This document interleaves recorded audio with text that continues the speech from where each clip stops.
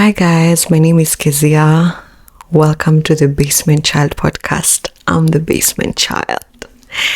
So I just want to appreciate you guys so much for all the support on my first episode on Spotify, on YouTube, on Instagram. You guys are turning up for me and I appreciate that so much. I literally threw myself out there and you guys got me, so I'm really appreciative of that. So on today's episode, I wanted to tell you guys the story of how I came to Canada.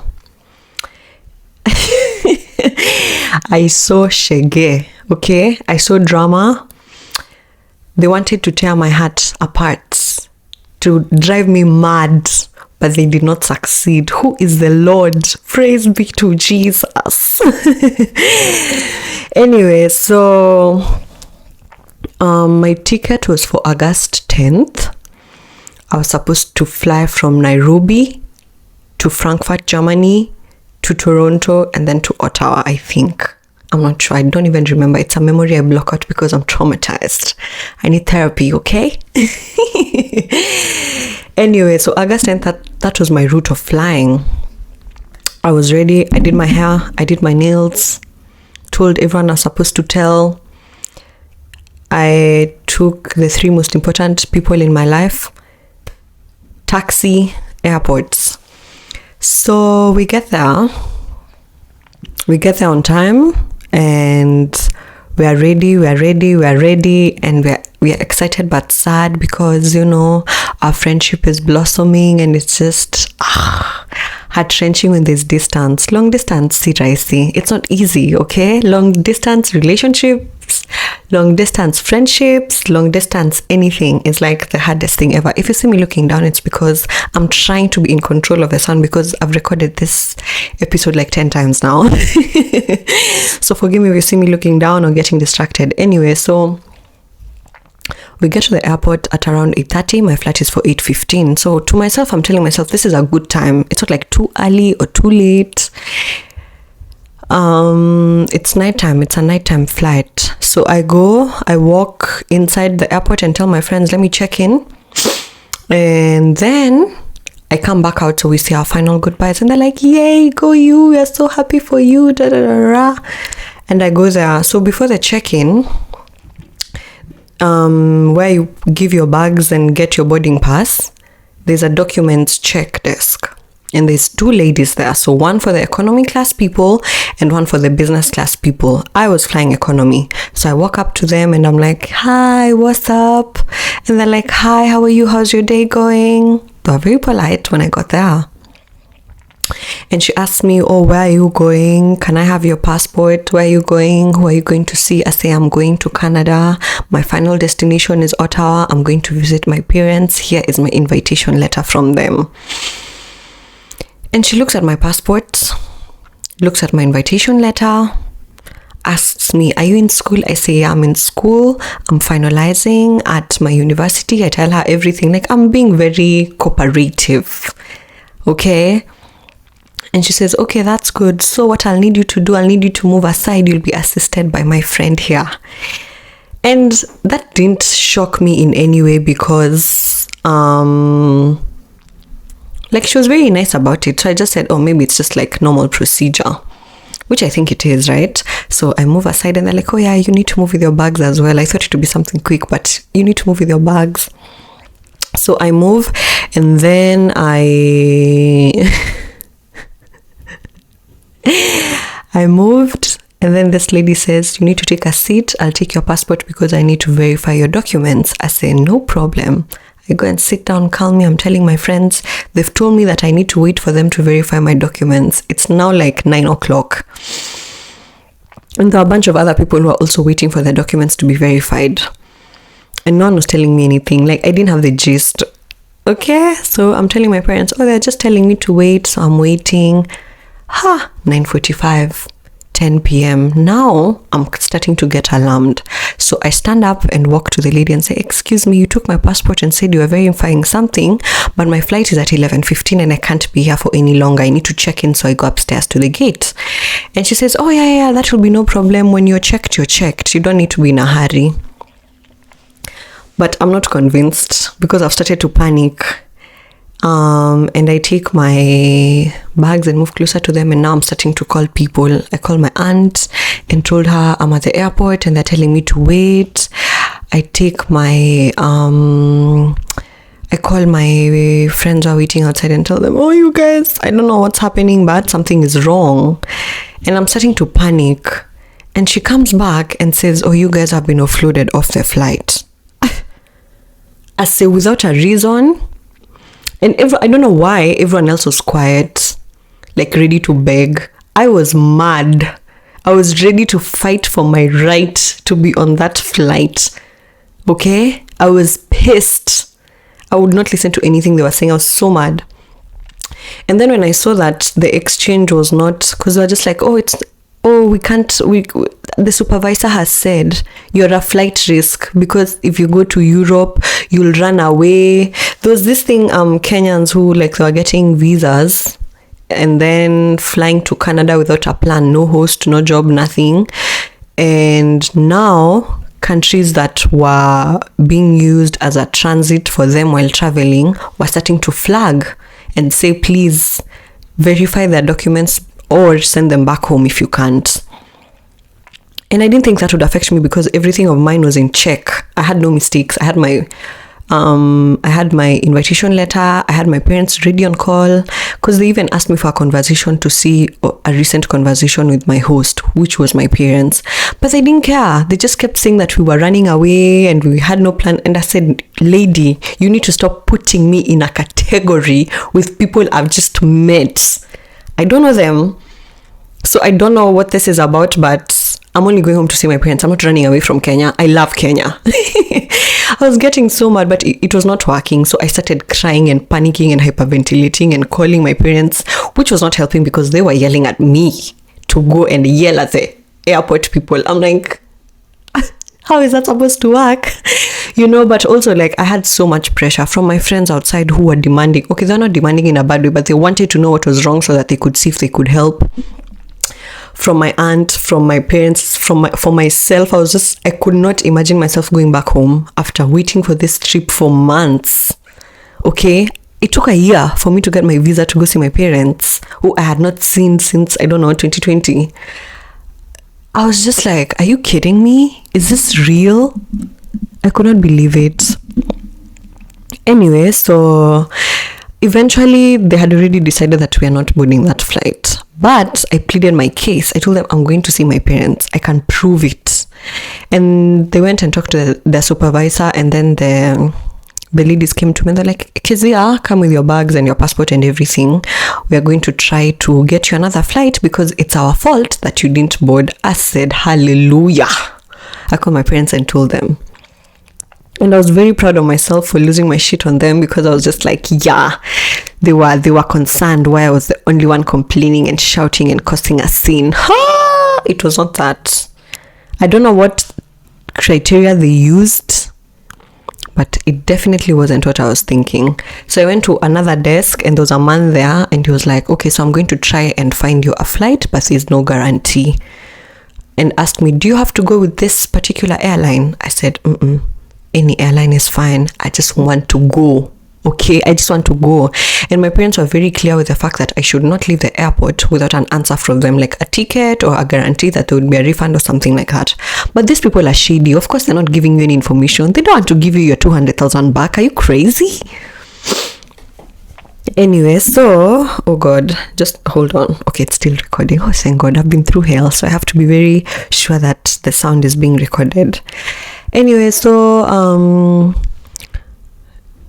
he took time and he was calling. I don't know who he was calling.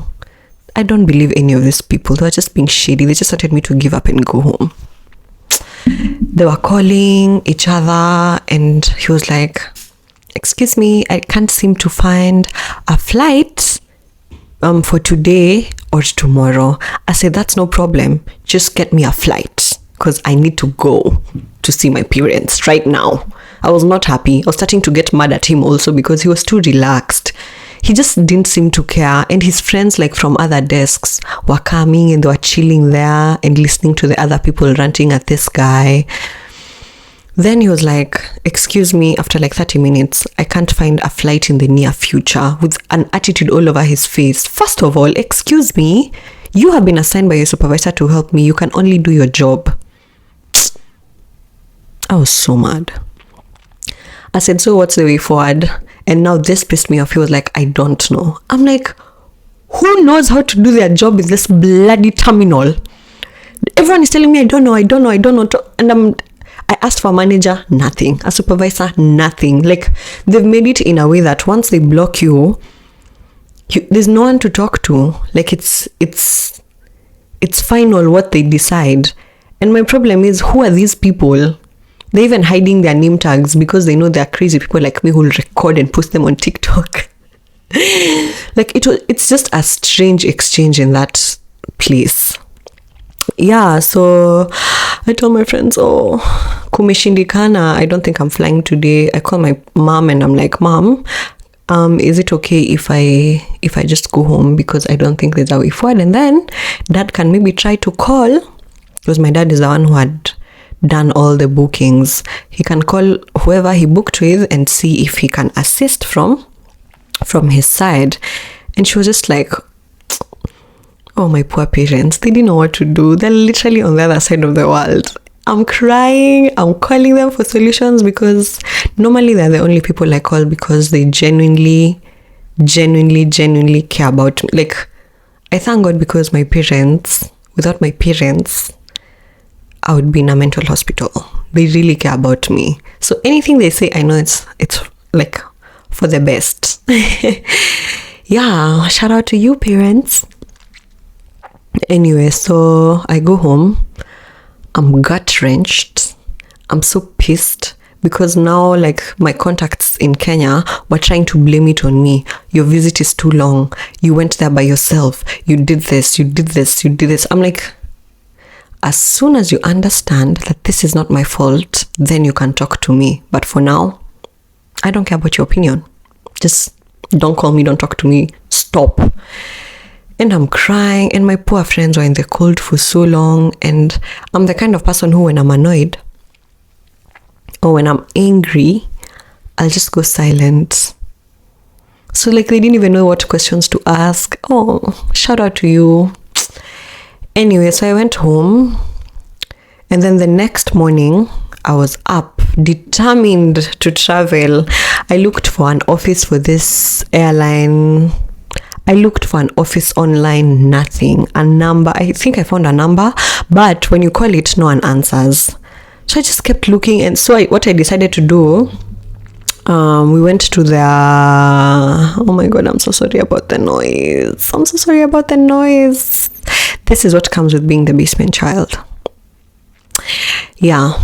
Anyway, so I found our contacts. I called, no one answered. So I went to their old office and asked the security guard there, hi, I'm looking for X airline. And she was like, oh, they moved 2 years ago to a certain place. Oh, hallelujah. I had found their office. So I went to their office.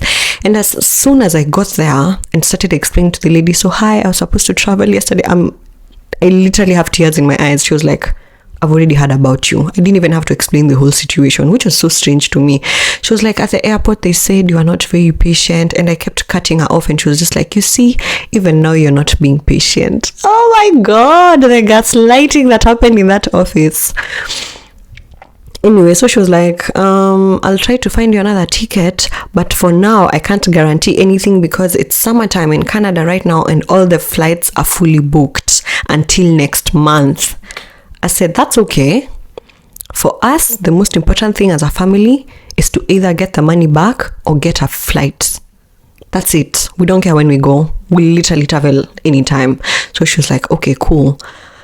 She got me a flight for September 4th, sent me the email and was like, all the best, get there early. Because they even tried to blame it on me. They were telling my dad that I was there late, which is a lie. I was not late. The kind of family I come from, there's very little room for making mistakes, especially when it comes to time and important things. You can make your mistakes, but there's consequences.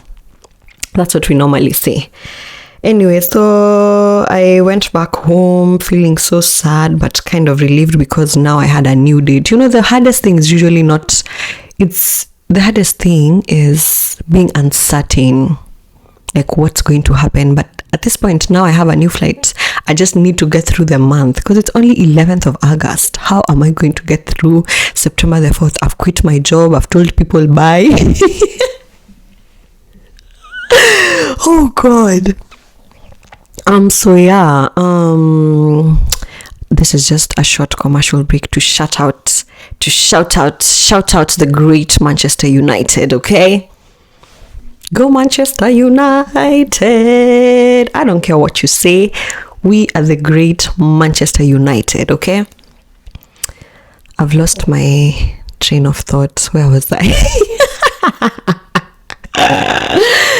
Where was I? Oh yeah, so we went back home and it was fine. And my friends, oh my God, once again, shout out to you, Rita, shout out to you, Shay, and of course shout out to Mr. Kamina, because you guys definitely held me down for the whole month until the 4th of September, of which, fast forward, we went to the airport together again. It was just us, the group of 4, as usual, right? So we go there, we're feeling hopeful. Everyone is feeling hopeful except me. I don't know why. I just had a bad feeling, but not a bad, like, sad feeling. I was just like, I don't think this is going to work out. But for me, I always trust my parents to find a solution. I know I'm not a child anymore, but it's just, I don't know, the way you always believe God to take you out of a situation that you put yourself in. It's kind of how I feel about my parents. Like, they'll yell at me, get really mad, or like get upset, but they will go calm down, have a discussion on how to help me. So again, shout out to you guys. Anyway, so September 4th, we get there, and I remember, like, before we left home, we arranged transport early. This time we didn't even go via Uber. I had to call one of the Ubers that I had taken before but lived in the area, so I had saved his number in case of anything. I called him earlier and told him be here by such and such a time. I remember we blamed ourselves the last time for not praying. We forgot to pray. And this time we held hands, including my beautiful dog. We held hands and prayed and rebuked the devil. We rebuked this devil that didn't want me to go to the great land of maple syrup. Come on now. Anyway, so we prayed. We went to the airport. When I think about it now, it was so funny. Went to the airport. We get there and same procedure. Documents check, desk, and then you can check in. So the documents check. Again, I was told, this lady behind me will help you. That is the devil we were rebuking. Let me tell you guys something. This lady, it's like, I don't even know what to blame her attitude on. She did not want to help anybody, even people who had like a student visa.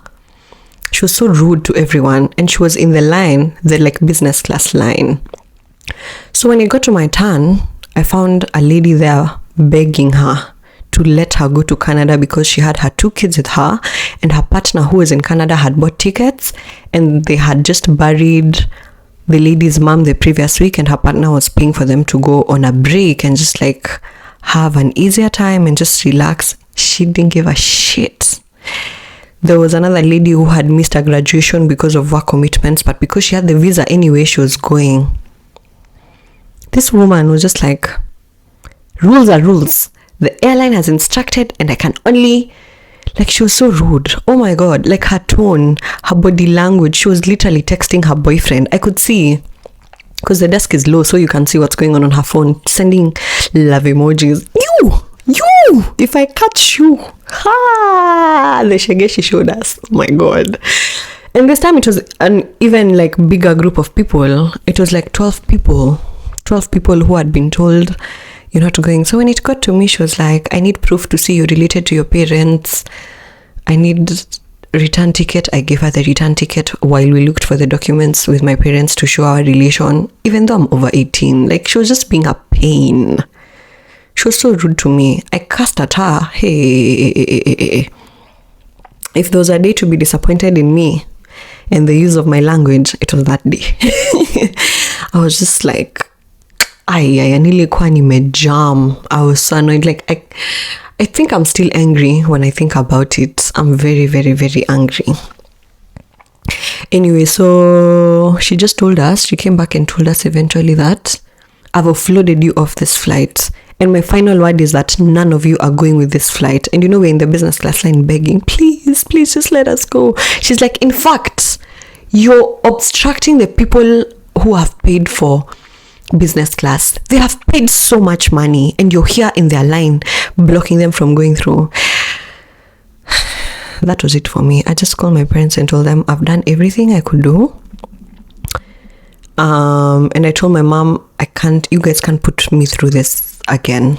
I'm not flying with them again and I'm going home. And I went home.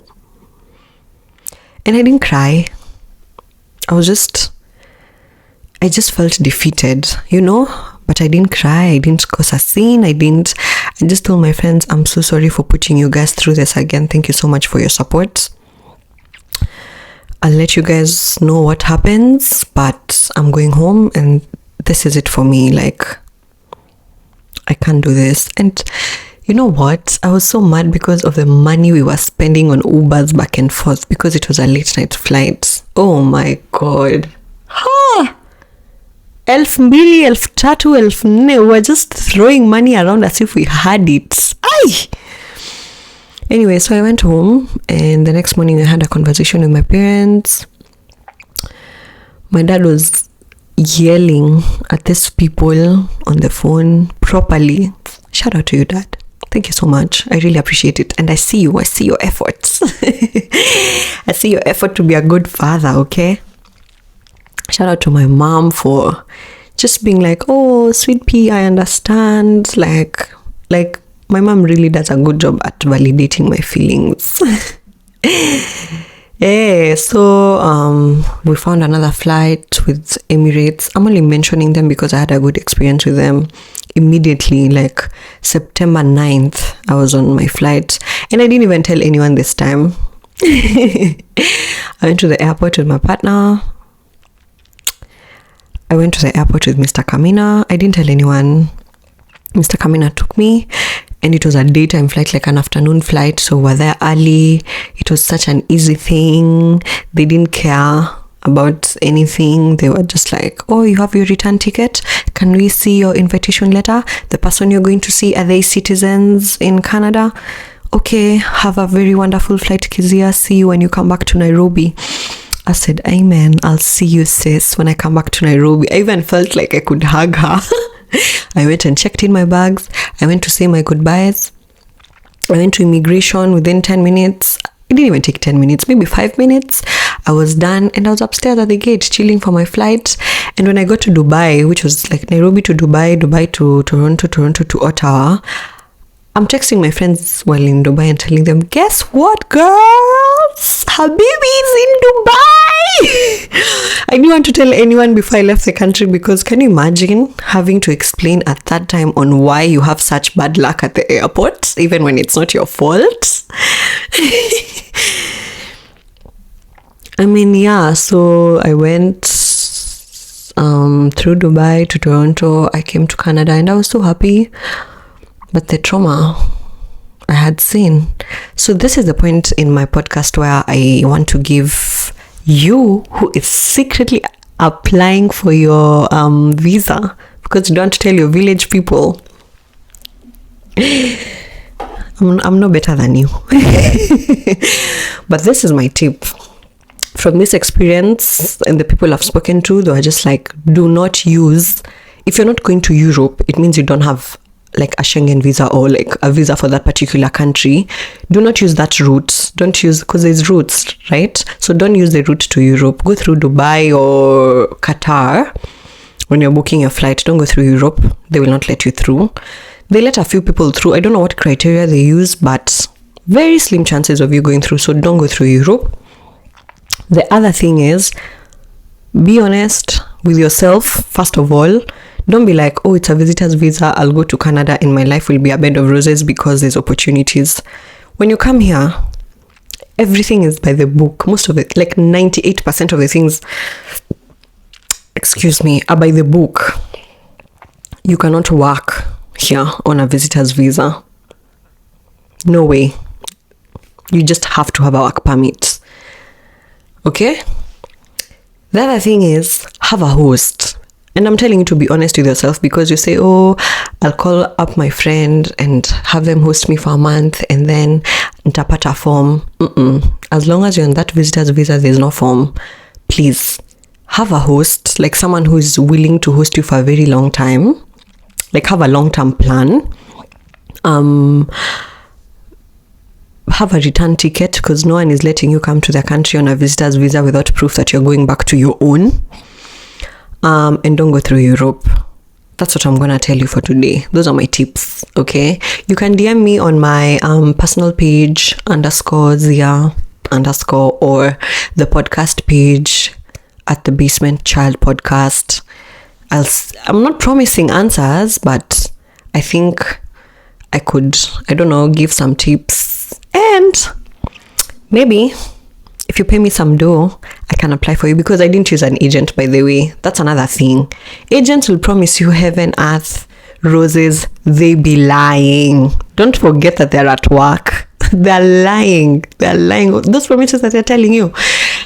Like, I don't even understand. There's some people who are using agents to find a host. Are you crazy? Can you please, find your own host, okay? So, I don't know. First, lastly, as I finish, I would like to shout out my best friends. Thank you so much. You guys, I'm nothing without you, okay? And I love you guys so much. And I hope you know that every day when you go to sleep after your prayers, think about it. Think about how much I love you. I may not like physical touch with you guys, and I'm always fighting not to hug you, but I love you so much, and thank you for holding me down. Of course, shout out to my parents. Shout out to my mom for being so supportive emotionally and everything. Shout out to my dad for yelling at those people until he got an answer. Shout out to my parents, because they're just the most wonderful people ever. Shout out to God, because without God, I'm nothing. Yeah, that's it for today, guys. Maybe in the next episode I'll be telling you about my culture shocks in Canada, because it's been nuts. But yeah, so that's what happened. And if you're applying for your visa, I wish you all the best. This is a very great country to come to. And yeah, also I'm trying to create a community of youngins here in Canada, Ottawa. So hit me up if you see this video and you're looking for friends to do fun things with.